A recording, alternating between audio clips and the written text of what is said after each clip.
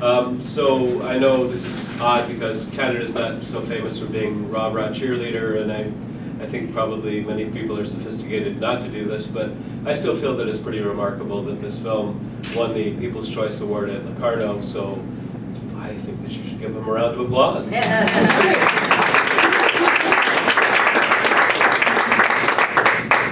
Thanks. A little bit of North American enthusiasm, I hope you don't mind. No, it's very nice actually. We don't have that in Germany. No, we rarely have it in Canada either. It's more a US thing. The producer of this film is Thomas Kufus, and I'm well aware of his documentaries over the years, going back to Tickle in the Heart, a wonderful klezmer film from a long time ago, and More Than Honey, which was a terrific film, Gerhard Richter painting, many films about, many documentaries, but this is a fiction film, but it's about something, about someone, Fritz Bauer, whose life is not fiction. And I'm wondering whether you thought at all about, should this be a documentary? Why make it a fiction? Why make it a docudrama? Well, I never directed a documentary. I'm straight, I always did fiction films, and but I choose Thomas as a producer. I choose him. I approached him with the project because I thought, because of a lot of his documentary works, I thought he might be the right producer on this very sensitive subject, and I was happy that he then was interested. He wasn't interested in the very beginning. When he read the first script, he thought it was weak, and I think he was right. And then it took us some time to find a way to tell the story, and finally, when we had a better script, he was very enthusiastic about it. And then he was very fast in financing the project. And throughout the whole process, he was a great help because of his experience with documentaries. I think probably we'll talk later about what is fact and what is fiction in the film. He was very good in understanding what my needs were as from the dramatic aspect. Well, you start off with footage that is Bauer footage, and I'm wondering why you do that. Well, it wasn't in the script. It came a little bit later, and I asked Burghart if that's okay with him if I start the film with the real Fritz Bauer. And we both agreed that it's a good idea because when you see the footage, most people don't know Fritz Bauer. They've never seen a documentary material of this man, other than from other more famous people. And it's important to understand for the audience that what Burghart later does in the film, which is very important for the story, for the character to understand this man. It was important for us to show that it's not something that we came up with, the crazy hairdo and the strange way of talking and the German that he spoke and so on. It was part of the character, and so we opened with the real man. And then we found this perfect clip that, without any cut, it gives a perfect prologue to what the film's about and the time, and so we don't have to put in based on a true story. Yes. It starts in we can avoid that. So Burghart, can you tell me about, obviously every new film, any theater, it's always a new adventure to come and to arrive at a character. I'm wondering about your process, how you go about, for example, in this film, to get to learn about Fritz Bauer and to really get to, one feels a connection with him emotionally in your performance, and I'm wondering about that, how you get there. Yeah, to answer the second part of your question, emotionally I was affected to Bauer because I knew him as a man coming back from immigration to sort of bring enlightenment into the German society in terms of prosecuting criminals of the Nazi era. And of course he was one of our heroes in the student movement in the 68. And actually I knew his name, but I never saw him behave or even on a photo. So when I got this footage, this clip they gave me for the casting, I was completely flashed and also a bit terrified, because I thought that this man never is to be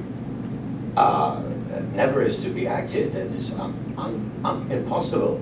He's so unique, and he has such a strange way of expressing himself acting him, or whatever the word is, posing him would be ridiculous.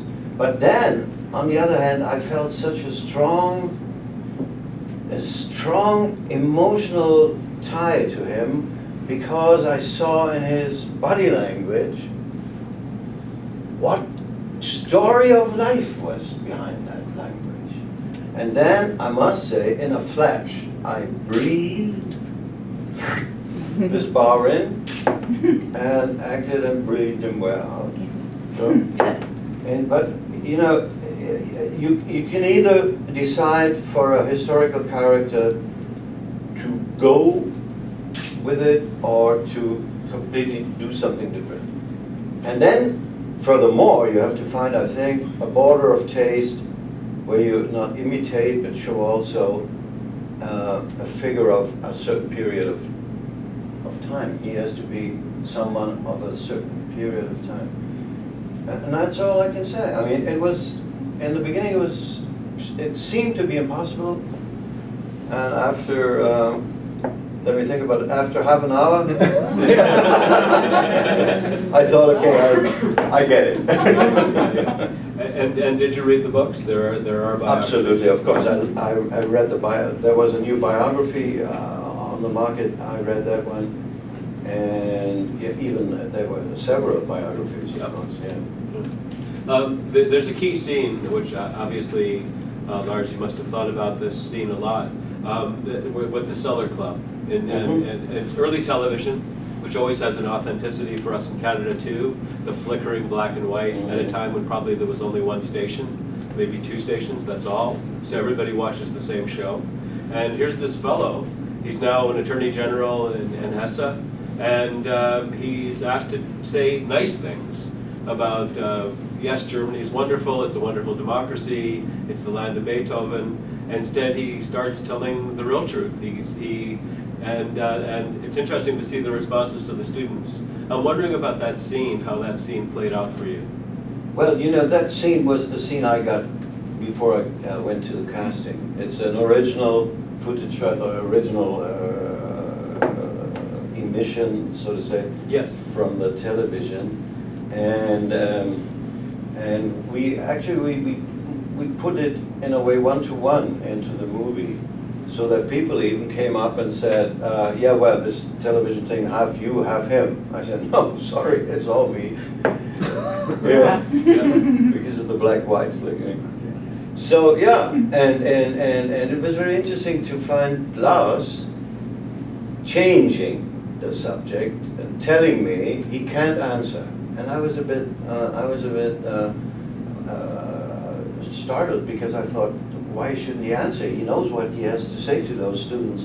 But Lars wanted to show what barrier he has to jump over to open his heart. Yeah. What he does in that documentary, so that his enemy can say, what a sentimental kind of a bloke. Does he run his office in this way?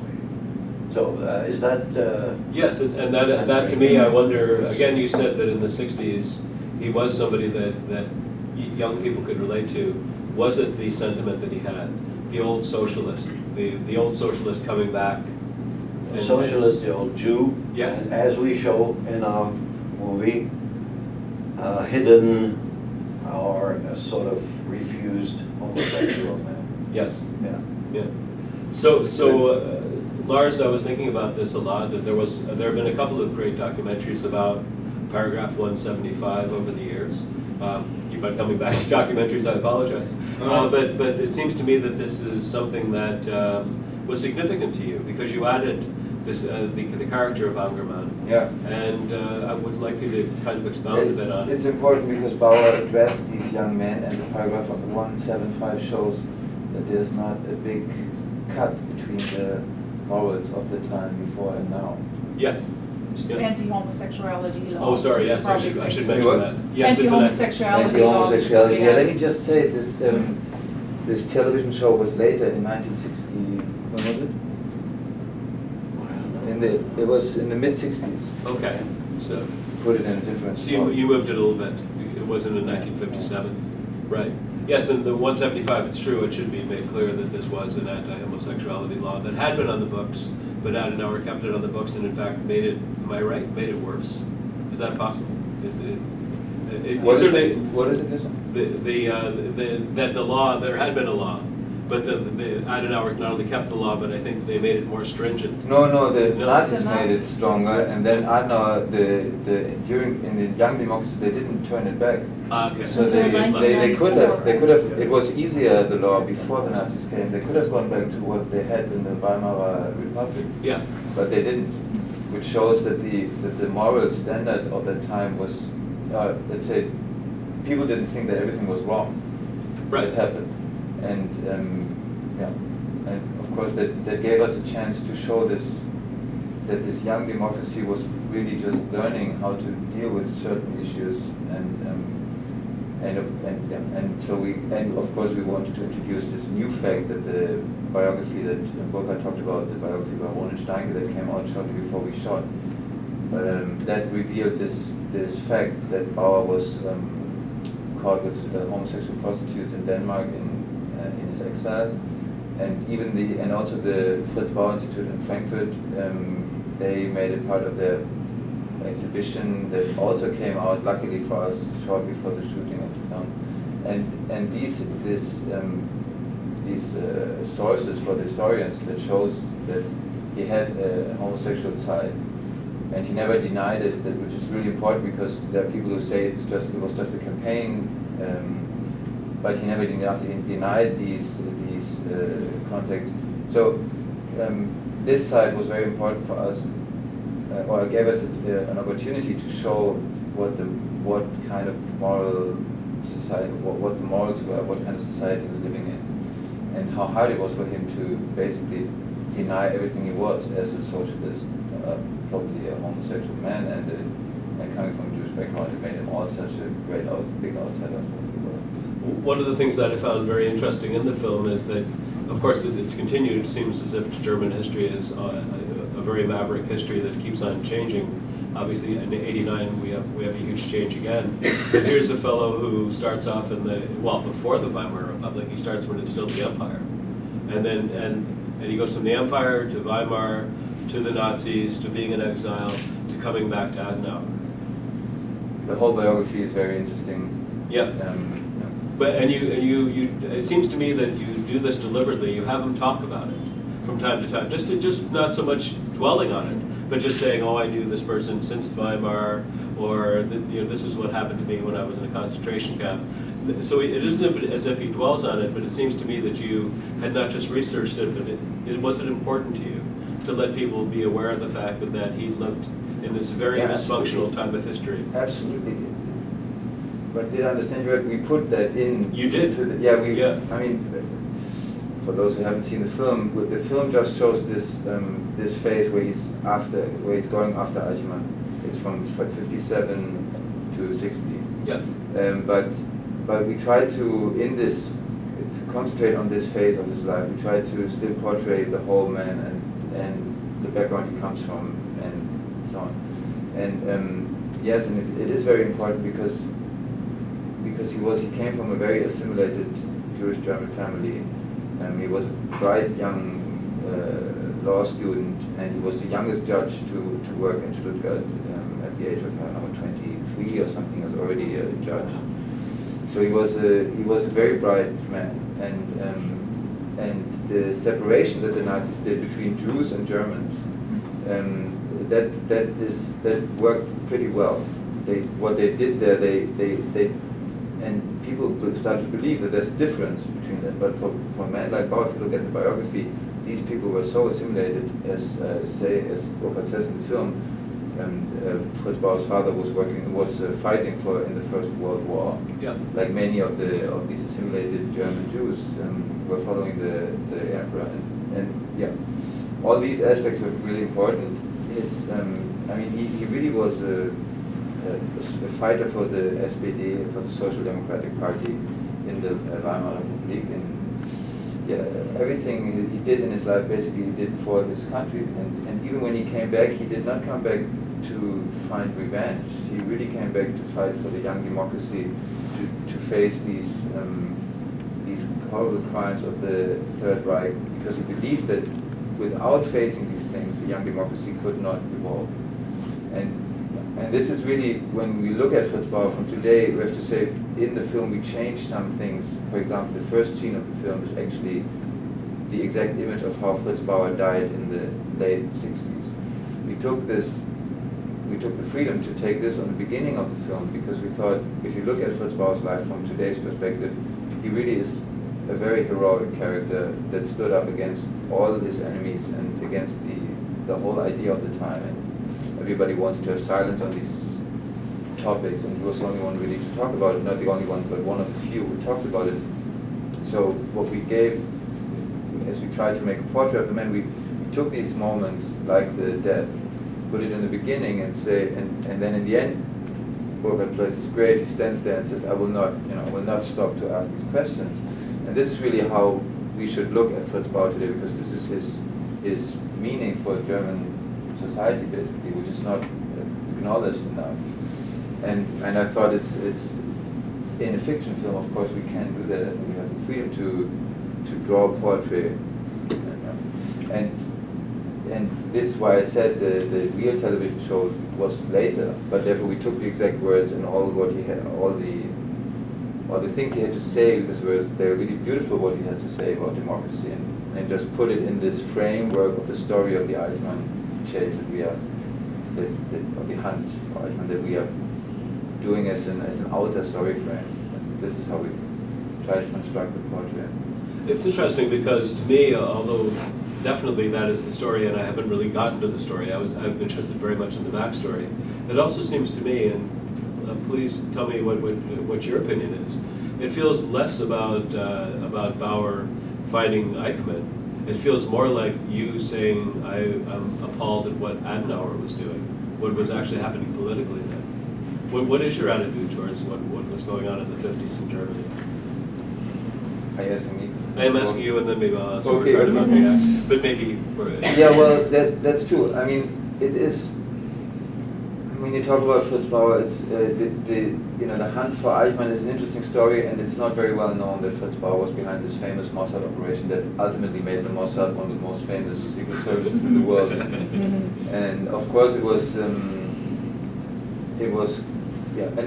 not very well known. Most people, when you say, do you know who was behind the Eichmann capturing, they think it was Simon Wiesenthal, and they don't really know that it was this very humble German bureaucrat from his little office in Frankfurt who got the Mossad. And it's true what we say in the film, the Mossad was not very interested in the beginning. It took them some time to really get interested in Eichmann, and they didn't really believe in the thing. But more important, of course, was then that it was an interesting story. Then most important was this very interesting man, and of course these early years of the democracy. And someone like Hans Globke, for example, it was another very interesting character. To look at this biography, where he came from, he was very Christian. Hans Globke was the right hand of Konrad Adenauer. He was very important, and he was also very important as a bureaucrat in the Third Reich. So there's not a cut in all the personnel, because they couldn't find new men in all jobs. Of course, they took the good bureaucrats from the old system to be good bureaucrats in the new system. And Globke is one heavy example of someone who couldn't basically be accepted in that position. It was very powerful. And this is very interesting. Things I didn't know so much about the 50s before I started researching that project. And of course, the film is much more about Bauer in his time than just about this Eichmann chase. It's just the outer story that we use. So Burghart, there's a statement by Bauer. He says that when he leaves his job at night, he feels as if he's walking into a foreign country. And I'm wondering how you related that to your performance, this sense of alienation. Well, he's a lonely cowboy, actually. One man against all the others. And a coughing cowboy. And to tell the truth, as you know, I'm a bit older than Lars, and I experienced the 50s in my childhood, and I remember quite well not talking about these subjects because you could get either no answer or the one you didn't want to hear. So it was a family secret for a whole country in a way. But after all these years, as you realize abroad, we made some efforts by finding out weak points in our biography as a country, and I think we succeeded in some points quite well. Not to be proud of it, but just to say we made some efforts. For instance, as you look to the Holocaust Memorial by Peter Eisenman, which is really outstanding, right in the middle of the capital city, and so on and so on, Izia and so on. So what is it, what's the reason to look back? Is the work not being done? No, it is not. Because it starts again in the country. Looking back means how could we come to a state like it is now?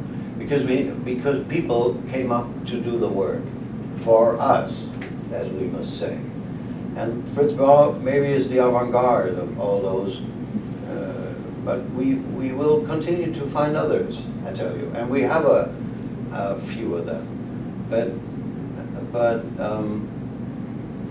your question was how we would feel as a man facing a country of enemies.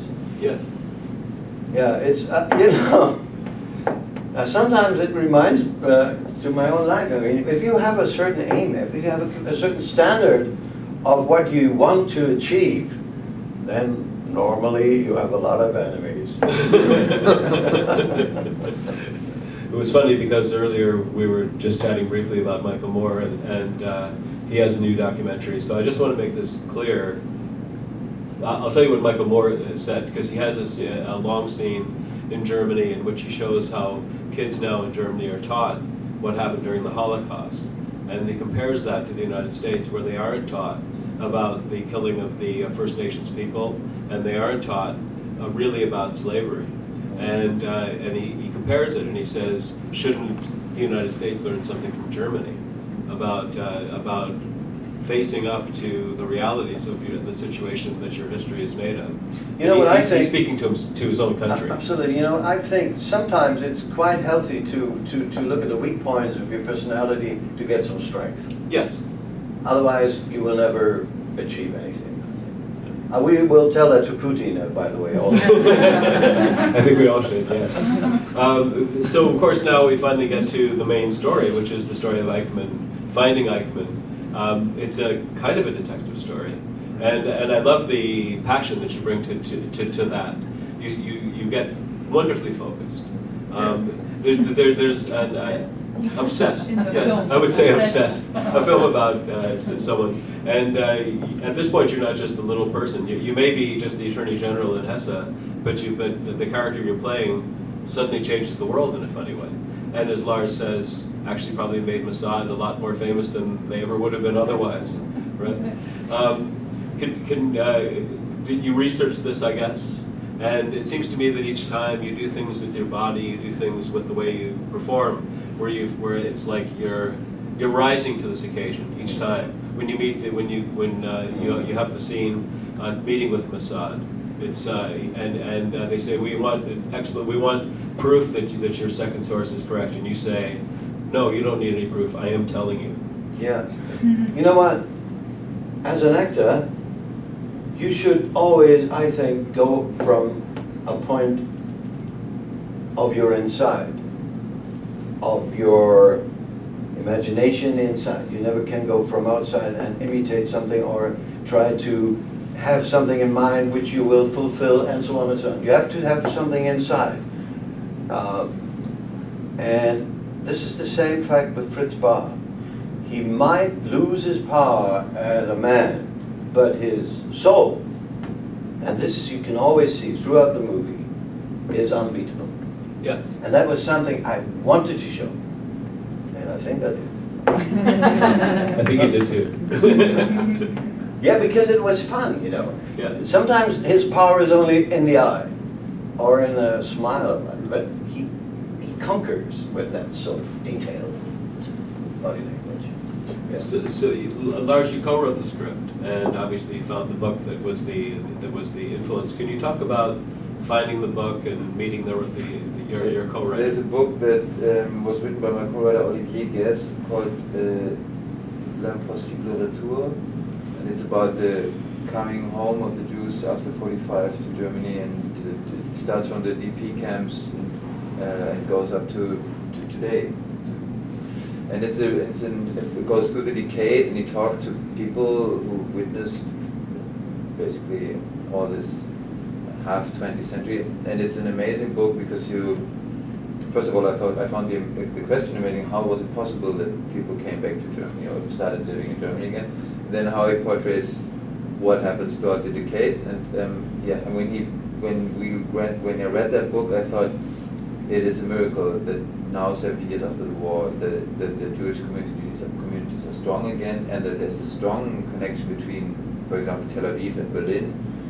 A lot of young people travel back and forth. When we were shooting there, we shot the Eichmanns, the Argentina scenes, and the Israel scenes there. So we were there with this touchy topic that we were working on with the German actor who played Adolf Eichmann, pretending to be on an Argentina market buying some oranges, with extras from Tel Aviv who all dragged out their mobile phone and said, "I want a picture with Eichmann too." And she said to me, "Lars, this is horrible. What are you doing to me? You brought me here." And he really looks a little bit like Adolf Eichmann. Yes, he was good casting. He's an old friend of mine. He's a really nice guy. I will never forget this. But this connection is really strong, and the Israelis were really, we had a great production team. And why am I telling all this? And this is all part of the book, and actually the book that Olivier Guess, my co-writer, wrote is about this story, about these decades, and this was the starting point for the film, and for this is how I met Fritz Bauer. You said it earlier. Although I was born and grew up in Frankfurt, and he worked in Frankfurt, I never heard of him before, and he's not very well known yet, one must say, and I came over across through this book, and then we started to research more, and well, then you wanted to know how we wrote the script, right? Well, yes, because I was thinking, it didn't Yeah. seem as if he'd written that many scripts before, had he? Olivier never wrote. No. He was more. Olivier was really the starting point. We started to talk about his book first. Actually, the first idea was a completely different idea. But anyways, then we started to talk more about Fritz Bauer, and he was always my sparring partner, and of course he was very important for me on all this dialogue about. He comes from a Jewish family and from Alsace. Okay.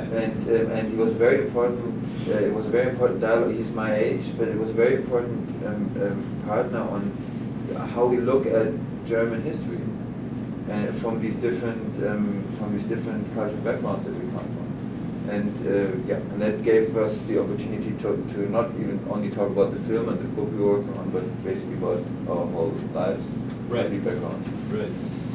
And then we concentrated on this. Then it was Bauer, and of course we could have made it a TV series about Fritz Bauer because all his life is interesting. But we wanted to make a feature film, so we thought we have to concentrate, and the Eichmann hunt gave us the perfect dramatic arc to then portray the man and his time. I wonder if you thought about a part two, because in a way, what he did with the Auschwitz 21 is even more remarkable, really, in a way. Yes, it is true, and there were dark nights while we were writing the script when I said, let's not concentrate too much on it, let's do everything, because it seems easier if you move on and this great thing happens and that great thing happens. Well, it gives you a lot of possibilities to escape as well if you take more events. But then we always came back to that, and no, we didn't think of a sequel. In fact, my colleague Giulio Riccarelli already we are the prequel because he did the research on the Auschwitz, on Labyrinth of Lies. Yes. Liberalize. Labyrinth of Lies. He's doing the preparation of the Auschwitz trial. Okay. So in the end, I think that you're going to make Fritz Bauer very famous. Well, that would be very good. Yeah. Because he's not known enough. Yeah. Yeah. Can we talk again about this other theme that happens in it, which is, well, especially the homosexuality, yes, and maybe in particular the story that happens with Angerman, who is married, but then is drawn to a woman who's a man. Although then I've got a quick question for you, which is, then you cast a woman in the part. Well, we casted men, but okay. But you know, since you have to find the right actor in a certain time. I casted men who looked beautiful on photographs, but as soon as they started walking on high heels, you could tell that it looked like Jack Lemmon in Starlight and that didn't really make the perfect thing. Well, and then our mask, makeup designer, she made a great research on transvestites at the time, and they were really. That really impressed me because these men at that time, under paragraph 175, who were dressing up as women, perfect female impersonators, they were punks. I mean, at that time, under the threat of being arrested, going to jail for a long time.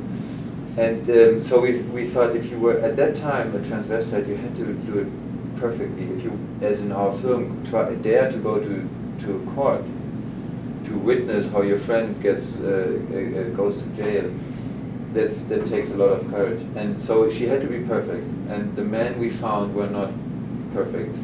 Right. And then we found Lilith Stangenberg, who now plays the part. And then we thought, okay, it's film anyways.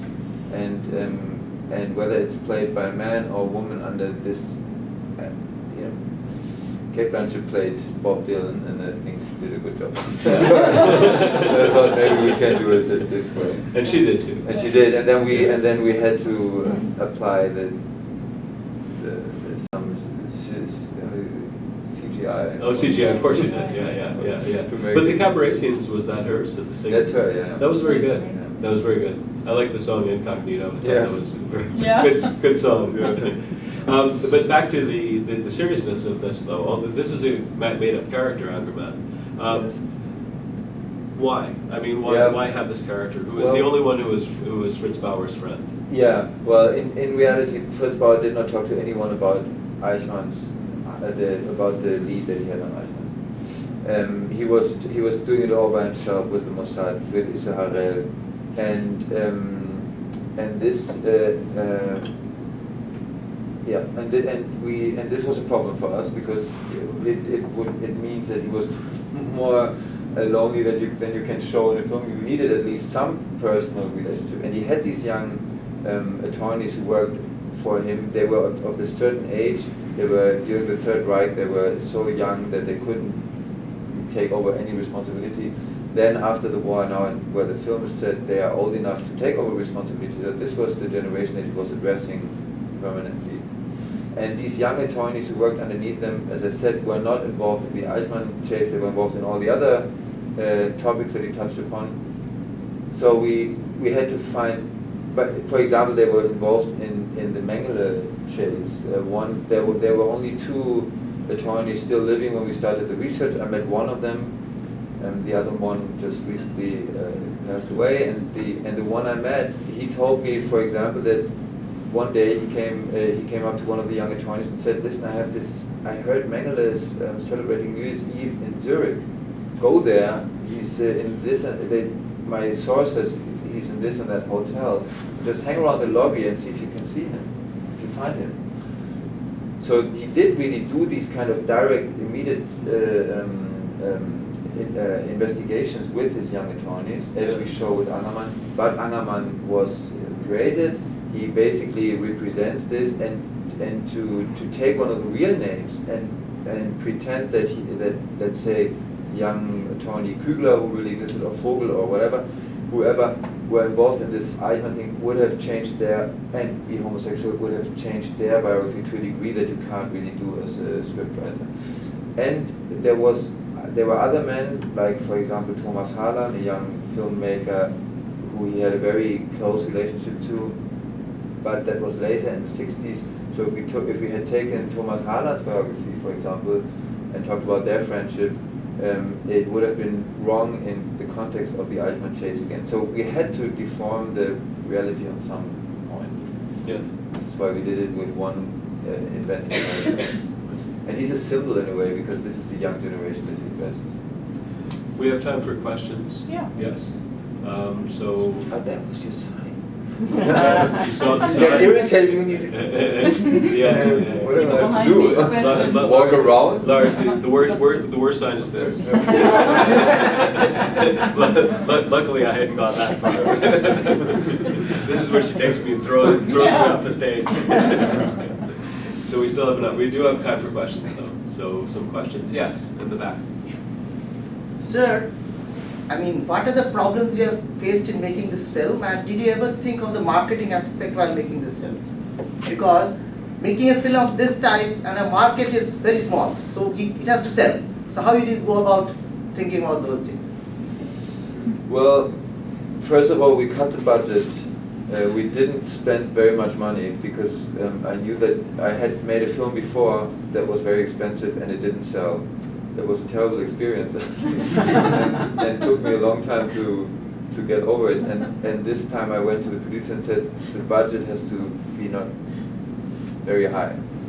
So so if people don't come to the box office, that on an issue like this, where in Germany we finance films with subsidies, usually it's 50% subsidies, 50% television and free money. And if we do this, I think it's okay, even if on this issue, if we don't have a big box office hit.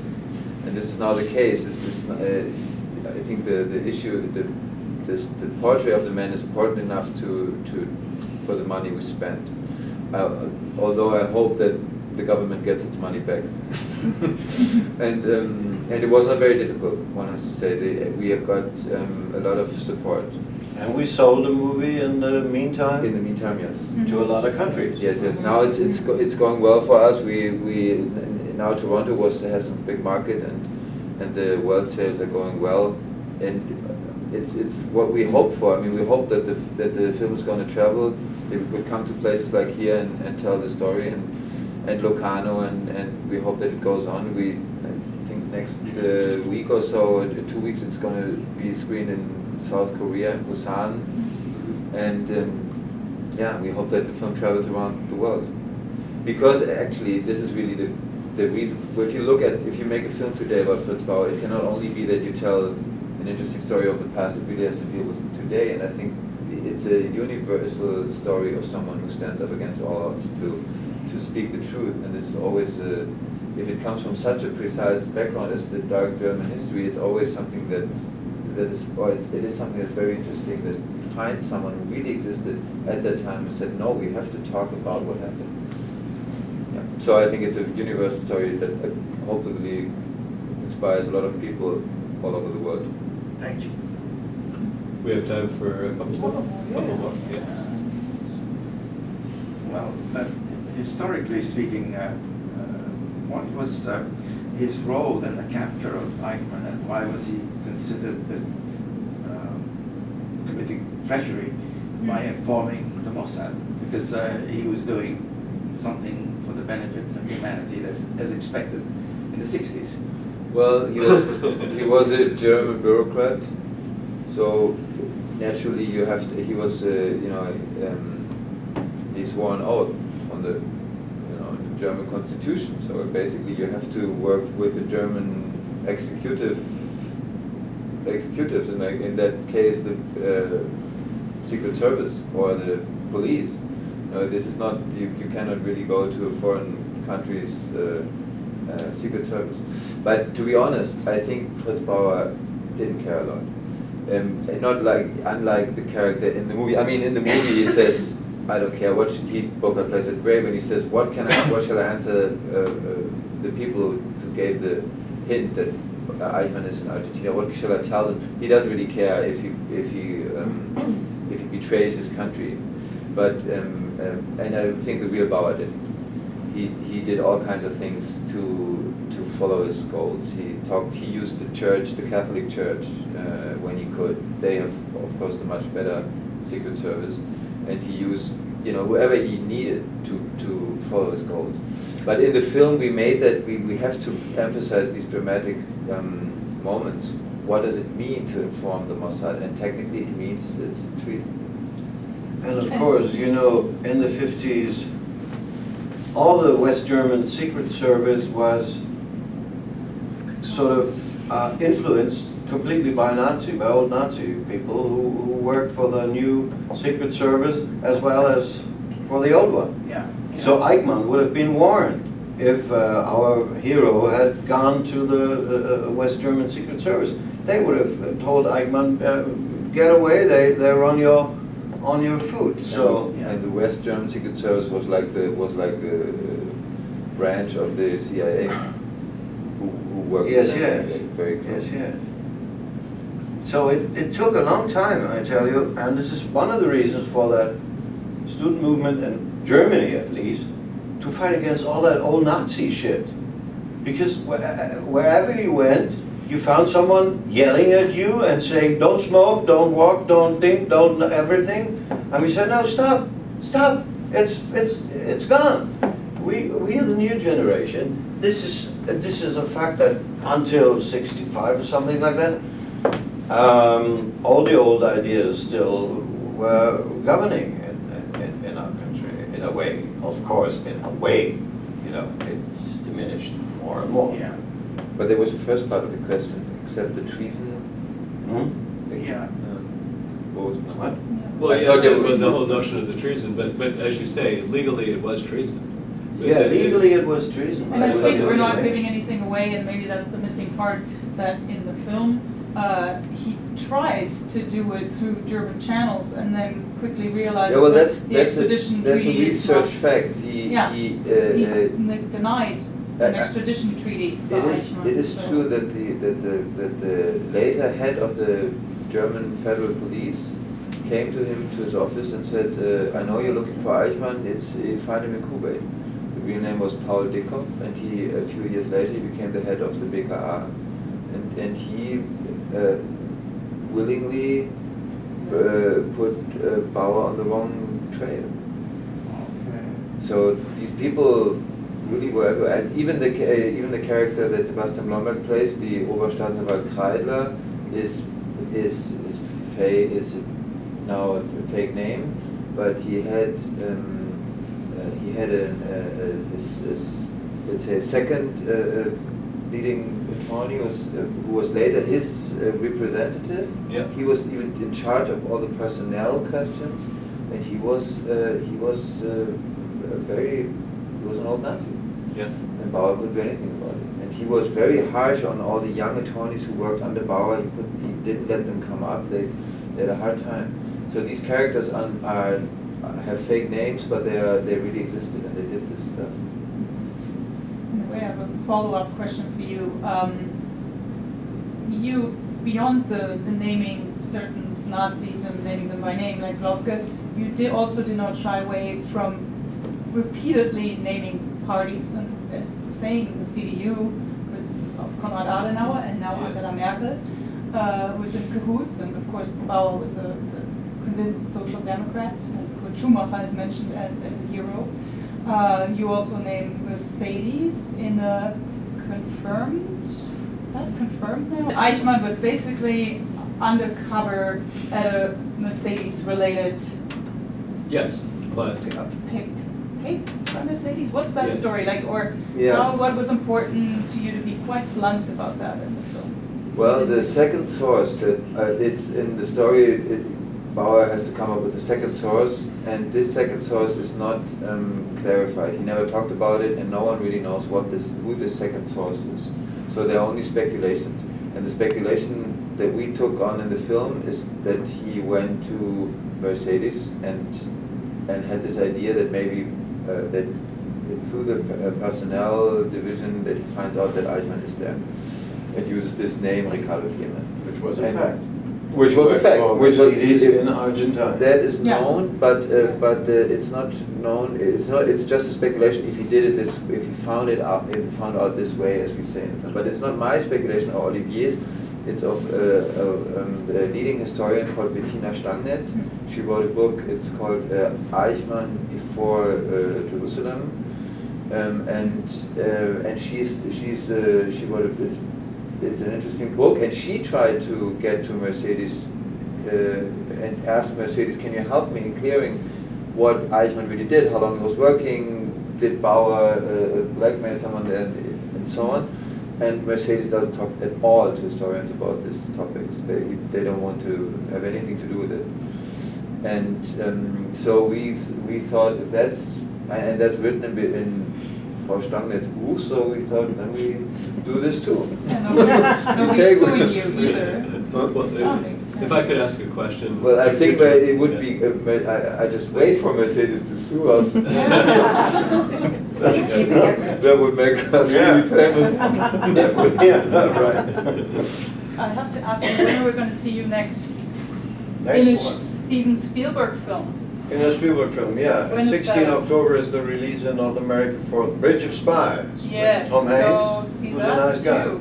Burghart Klaußner is in it. Thank you so much. Thank you.